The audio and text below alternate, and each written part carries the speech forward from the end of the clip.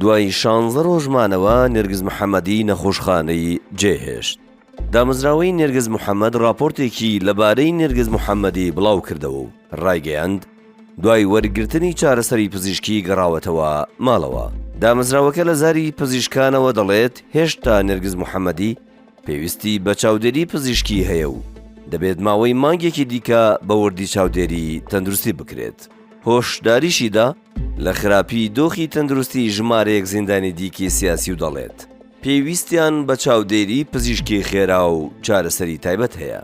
نێرگز محەممەدی چالاگوانی سیاسی و براوەی خەڵاتی نۆبڵی ئاشتی لە مانگی کانونی دووەمی ساڵی ڕابردوودا لە مەشهەد لە کاتی پرسەی پارێزەر خوسرە و عەلی کوردی دەستگیر کرا و دواتر سزای زیندانیکردنی بەسەردا سەپێنرا. ڕۆژی یەکی ئایار لە زیندانی زەنجان دوای بێهۆشبوونی نێرگز محەممەدی تووشی جەڵدەی دڵ بوو.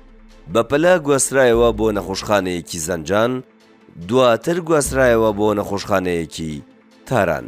بەهۆی چالاکیە سیاسیەکانی و مرۆییەکانی نێرگز محەممەدی زۆربەی ژیانی دوو دەیەی ڕابردووی لە زیندان بەسەر بردووە.